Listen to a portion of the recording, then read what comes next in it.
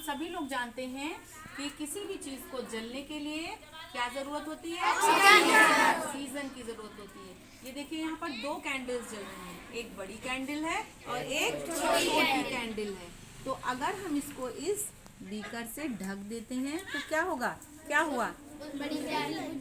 बड़ी कैंडल बुझ गई और छोटी वाली बाद में बुझी। लेकिन अगर ऑक्सीजन खत्म हो गई तो दोनों साथ में बुझनी चाहिए थी जी।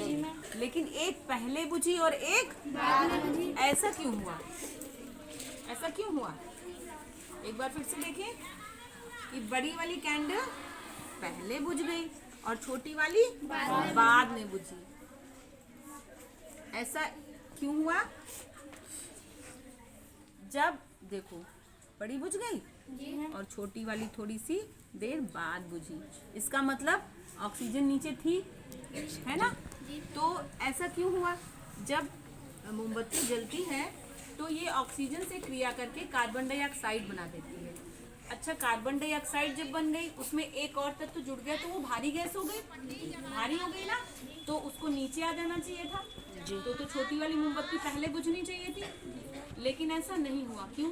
क्योंकि मोमबत्ती जल रही थी तो कार्बन डाइऑक्साइड हल्की हो जाती है।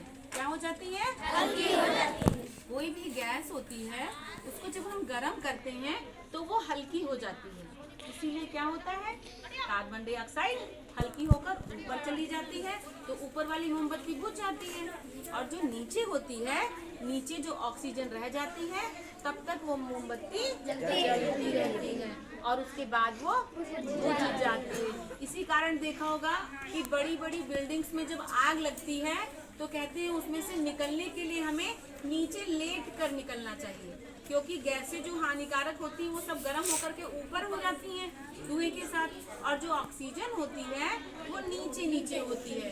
तो हमें सुविधा के लिए सांस लेने में आसानी हो, इसलिए कहा जाता है कि हमें जब आग लगे बिल्डिंग में